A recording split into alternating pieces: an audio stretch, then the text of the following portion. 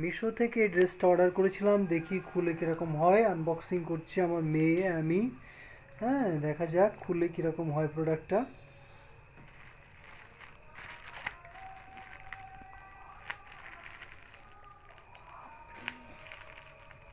হ্যাঁ, দেখা যাক প্রোডাক্টটা কীরকম হয়। অনেক কটা প্রোডাক্ট আমি নিয়েছি, তার মধ্যে একটাতে আনস্যাটিসফাইড ছিলাম। হ্যাঁ, আর আর বাদ বাকি প্রোডাক্টগুলো ভালো এসছে, দেখা যাক এটা কীরকম হয়।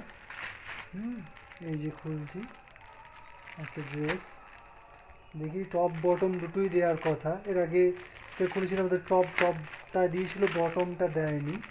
এটা টপ বটম দুটোই আছে নাকি দেখি। মোটামুটি যেটা হয়েছিল ওটাই মনে হয় এসছে, তবে কাপড়ের কোয়ালিটিটা তো মনে হচ্ছে ভালো নয় বেশি। হুম,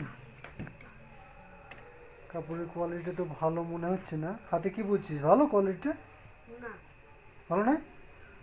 কাপড়ের কোয়ালিটিটা ভালো নয়, যেরকম দেখাচ্ছিল সেরকম নয়। সুতির কাপড় ছিল, শক্ত টাইপের, কিন্তু নাইলনের কাপড় দিয়েছে একদম।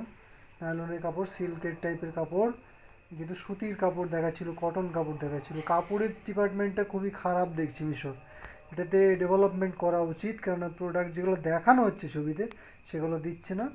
সুতি টাইপের দেখানো হচ্ছে, হয়তো টপ বটম দুটো দেখানো হচ্ছে, পুরো লেখা থাকছে বটমটা কীরকম হবে, কি কালার।